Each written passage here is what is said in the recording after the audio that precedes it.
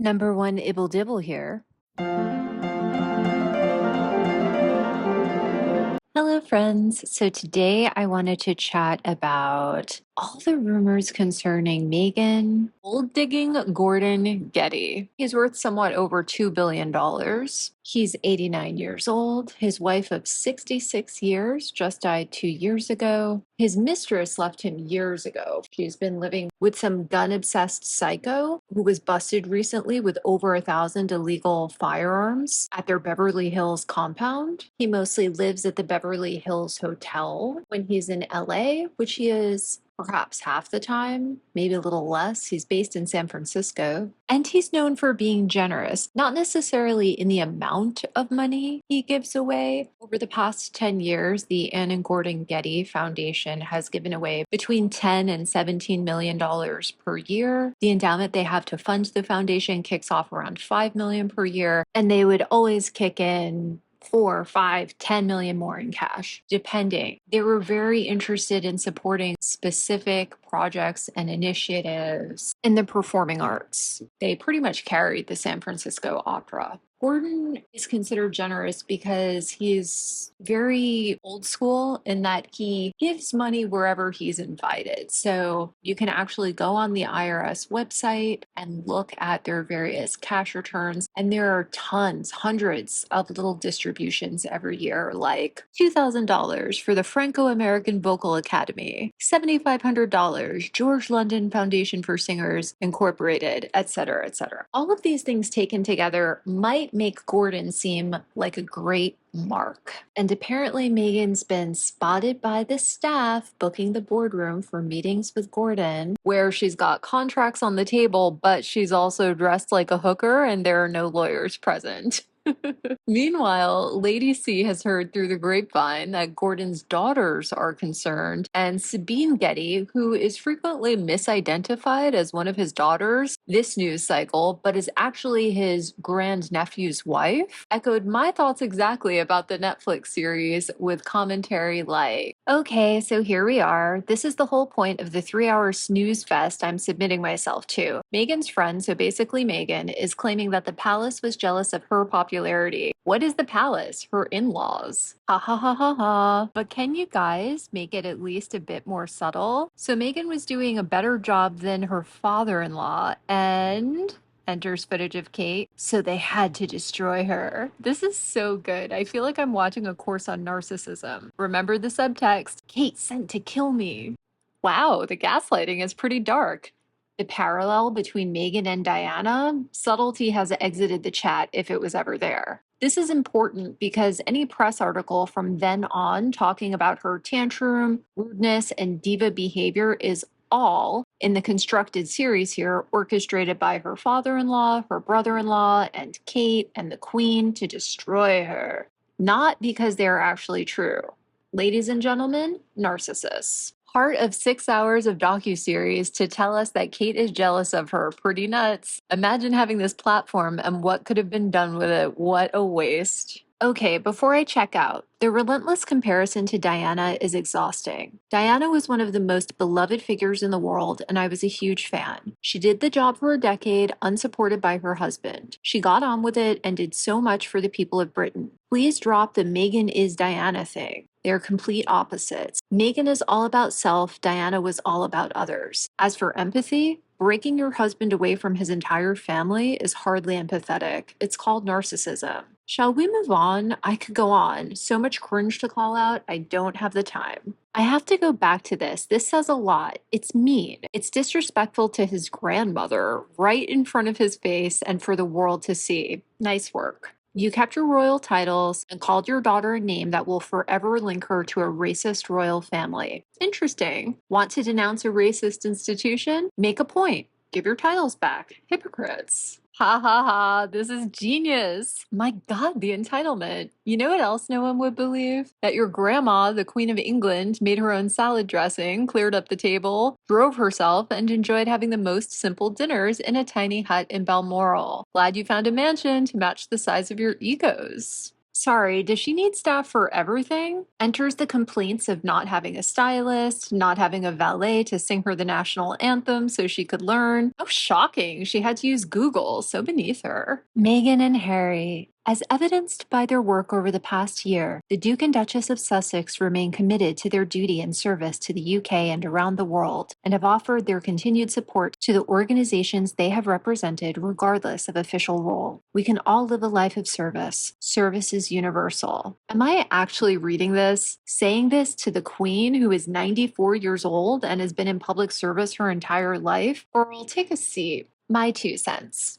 Harry telling us over and over again that he is a royal and that his mom is Princess Diana. Okay, it's also William's mother, but he doesn't trade her name for money, does he? Meghan's disingenuous qualities really come through here. Whoever buys into her storytelling is literally blind or as fake as her. Lastly, the most interesting part of the whole documentary is watching the Queen's speech dedicating her life to serving the country. They shouldn't have put that in. It makes the contrast even stronger. Her dignity versus their mediocrity. And I gave it a chance, but no, a study on narcissism. Okay, guys, I have to check out for now. It's too stupid. This is all about her controlling the public opinion. This cannot be worth anyone's time, seriously. So M&H didn't leave because they disagree with the imperial monarchy and the Commonwealth and its post. No. So all the anti-monarchists, you got the wrong hero. They had no problem serving it and being part of it. They left because the firm wouldn't sue and control the press to save Meghan's public image.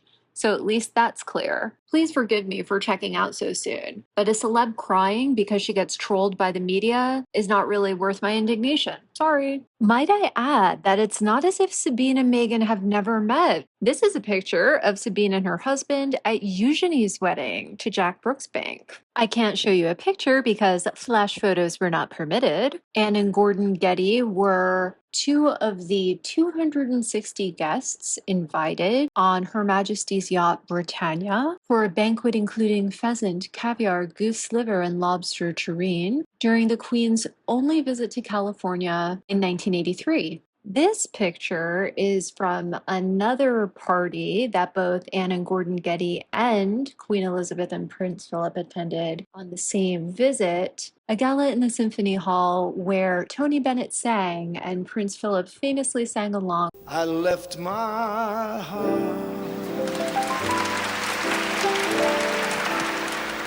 in San Francisco. I cannot emphasize strongly enough how much of a high society reject Meghan has made herself. Could you imagine being married to the second son of the King of England? And that's not enough. Believe me, if she landed Gordon, that would not be enough. No one likes her. But let's chat about the three main Gordon rumors anyway. Rumor number 1, she'll divorce Harry and become the next Mrs. Getty. Rumor number 2, she's convinced Gordon that she fears for her life and the lives of her children, and he's so concerned about her, he's bought her a $30 million mansion. Number 3, Gordon is the mystery donor who gave the missing $10 million to Archewell this year. Obviously, these are all my opinions. I'm not a psychic. Let me know in the comments if you agree or disagree. Number 1, I don't think Gordon Getty will ever marry Meghan, whether she becomes his lover or not. I've known several famous showbiz narcissists personally, and they simply don't hesitate to either brutally end or shock launch serious, highly committed relationships. Gordon is not one of them. Despite his own father moving through 5 wives, he got married at 31, stayed married for 66 years. He didn't leave his wife despite having a whole second family in LA. He still has his mistress listed as his partner on his Wikipedia page, despite them being separated for perhaps 15 years, probably just out of respect for their children who work with him unpaid at his foundation. Speaking of those children, he never denied or fought their paternity claim, never said a bad word about their mother in the press, never fed into gossip or scandal, even in situations when it would obviously naturally ensue. This is so unlike Meghan, who literally makes a living off of abandoning and trash talking her husband's family, not to mention her own, her childhood friends, etc. She openly thrives on the infamy he's always tried to keep away from his family, so I can't imagine him making her part of his family, personally. Also, Gordon is neither stupid nor senile. Sometimes I get a little bit impatient with people that think I'm a dilettante. He's a very accomplished classical composer with a decades-long career. You wouldn't expect the son of an oil billionaire to be an important composer. And it has raised curiosity. People say, well, what in the heck does the son of J. Paul Getty sound like? He was actually awarded at the Kennedy Center Honors as an Outstanding American Composer in 1986, the year before he formed the Anne and Gordon Getty Foundation, and premiered an opera as recently as November 2021. Obviously, during the pandemic, live performances were not a thing, so he made a film of his version of Goodbye, Mr. Chips that was screened by New York City Opera, Opera Company of Philadelphia, and Opera America. And friends, this is really cute. He has a YouTube channel with 156 subscribers. I think we should all go over there and subscribe. Moreover, he's emotionally stable. He simultaneously worked with Christie's to auction off, quote, 1,500 superlative works of decorative and fine arts, featuring rare Chinese decorative arts and masterworks by Canaletto, Cassatt, and Matisse, end quote. Following the death of his wife, a legendary, iconic tastemaker, collector, decorator, high society hostess, and also a beautiful age-appropriate woman. He used the proceeds of the sale, which were around $200 million, to establish the Anne and Gordon Getty Foundation for the Arts, as well as benefit the San Francisco Conservatory of Music, the San Francisco Opera, the San Francisco Symphony, the University of San Francisco, Berkeley Geochronology Center, and the Leakey Foundation. His wife was also a highly educated paleoanthropologist who worked on digs in Turkey and Ethiopia. And together, before her death, they planned this foundation and planned this sale. I'll quote Gordon himself, quote, "I am committed to ensure that this dream will be fulfilled. The sale will honor Anne's remarkable eye for design and storytelling through her exquisite taste, intellect, and curiosity. The collection is a fitting metaphor for the importance of creativity and academic study. Throughout Anne's lifetime, she manifested this understanding brilliantly. I've never wavered in my belief that the arts and sciences, seeded through education, produce fertile ground. Our plan was structured to implement our joint philanthropic commitment to creativity and learning in our recognition that art in all its forms is vital to ensuring a community's prosperity," end quote. TLDR, while the death of a spouse is a very challenging and vulnerable time for anyone, he's working through his wife's passing in a healthy way. He's always known the difference between creme brulee and jello. Rumor number 2, Gordon will buy or has bought Meghan a $20 or $30 million mansion. So it would be really hard to determine the truth of this one. California property records are public records. However, it would be really tough to find the property in question without knowing the address and or the LLC that purchased the property, because obviously all celebrities establish limited liability companies to purchase real estate to avoid exactly this kind of snooping. Even if you could guess or figure out those things, you'd have to pay for individual records requests from each county clerk office. So which county would Gordon have bought Meghan a house in? We don't know. Now, I know where this rumor comes from. Gordon's longtime mistress and mother of his daughters, Cynthia Beck, actually owns between 20 and 30 pricey properties. Each was purchased 20 years ago for between $1 and $3 million, and now they're worth $5, $10, $15 million each. He bought these properties when his relationship was still an open secret, the thinking being that he would build her a property portfolio so she could make passive income being a landlord of sorts. And if anything happened to him, their girls would always have somewhere nice to live, always have a way of bringing in money. The thing is, a lot of these properties have actually fallen into disrepair. They're basically abandoned properties that he's just paying the taxes on while his ex-mistress works out her own issues. There are actually several tours of her Malibu property on those abandoned mansions YouTube channels, which must be absolutely mortifying for them. Of course, if they were to sell, they'd still make a pile of money, but they're not exactly the revenue generating instruments he expected. And even though 1, 2, 5, 10, 20, $30 million here or there for someone he cares about is kind of nothing to him, people typically don't cook with the same pan once they've been burned. Also, let's put things into perspective. Each child of Gordon's is worth around $200 million in their own right. They each got roughly a $5 million nest egg from their father. Some of them have turned that into more money, opening their own businesses, making their own investments. Some just live off the proceeds, and the rest they'll get when he's gone. And of course, that's not counting passive income, real estate, other non-liquid assets, incredible jewel and art collections, etc., etc. I understand them not wanting their father to be involved with Meghan because she sucks, and not wanting him to buy her expensive things because she doesn't need his money.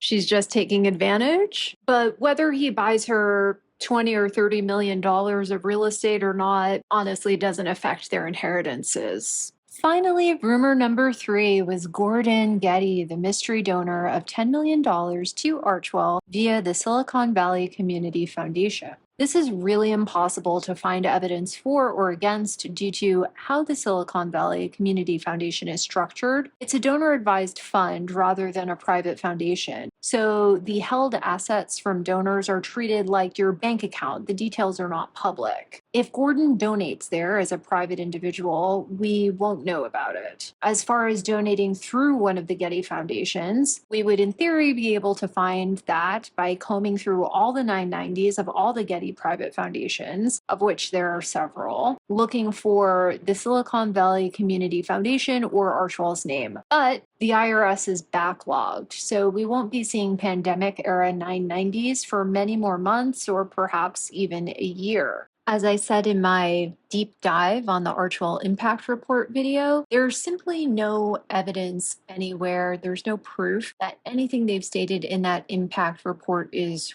real. That said, no Getty-related charity is listed as one of their partners. Gordon Getty is not mentioned anywhere in the document. And Vallejo Investments, which is well known to be the Gordon Getty family in-house financial team, is again not mentioned in any press or filings related to Archewell, nor are they mentioned in any press or filings relating to the Silicon Valley Community Foundation. The most transparent organizations will file themselves with Charity Navigator, GuideStar, Excellence in Giving, and all the similar websites, but most charities don't bother and just wait for their data to be automatically pulled into these databases. So we could be waiting a while. Once again, my best guess can only be based on Gordon's prior behaviors and whatever financial philosophies he's shared publicly over the years. I don't think he's donated this money for 2 reasons. First, as I've said already, Gordon donates to very specific causes related to his personal mission. Archewell is neither very specific nor related to his personal mission. The Getty Foundations benefit musical performing arts, the visual arts. Historically, 20% or less of distributions made by the Anne and Gordon Getty Foundation have been made to general humanitarian or scientific causes. The younger generation is different. His daughters are different. Kendall and Sarah, for example, recently were the subjects of a critical New Yorker article about parting ways with their financial planner, and they're purportedly interested in environmental conservation, animal welfare, human rights, reforming the justice system, gendered violence, racial inequity, general bias, transphobia in terms of giving, but also they're very interested in socially conscious investing. In other words, capitalism with progressive characteristics. But they're not the ones supposedly donating to Archwell, are they? They're the ones, rumor has it, who don't like Meghan. Maybe they just judge her as harshly as I do. Anyway, Gordon does support things on a micro personal level as well. I think if he was invited to an Archwell tea party at the Beverly Hills Hotel, he'd definitely write a check for $2,500. And if he has a crush on Meghan, he might even show up for the first half hour. And in general, he doesn't give to people with personal or family foundations like the Clinton or Obama foundations or like Archwell. Other Gettys do, but Gordon doesn't. Please note that I'm not talking about campaign donations to the Clintons or Obamas. I'm only using those foundations as examples of famous family foundations. But considering many people fear Meghan attempting some sort of political career, let's talk about it. Anne and Gordon Getty famously hosted Democratic fundraisers at their home in San Francisco, despite Gordon actually being registered Republican. Anne and Gordon truly were the cliche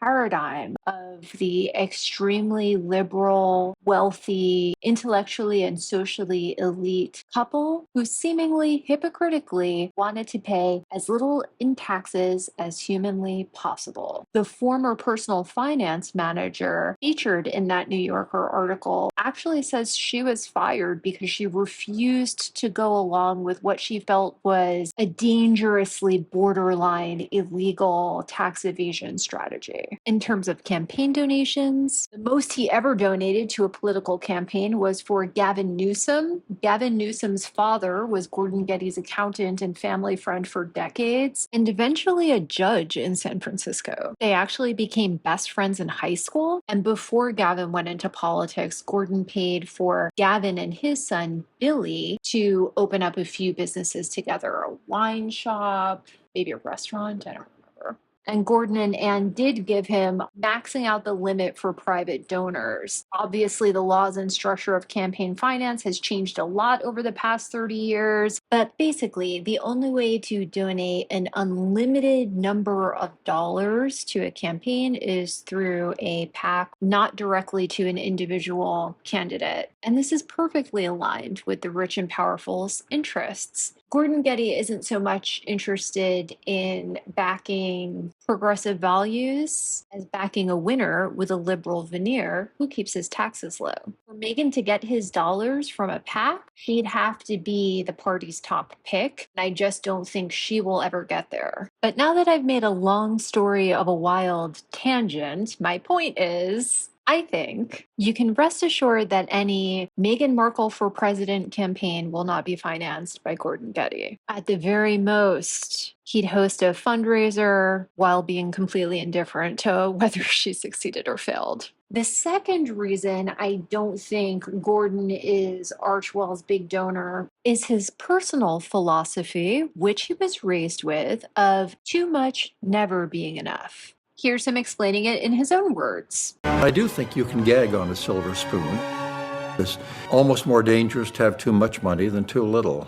More than just a little is a curse. Now, is it tacky to count someone else's money? Sure. Do I think Gordon feels some impulse to make Meghan richer than she is? I do not. What do you think of the Gordon Getty gold digging rumors? Do you think there's any truth to them whatsoever? I got to worry about my reputation. Let me know in the comments below. Toodles! Don't forget to like, share, and subscribe.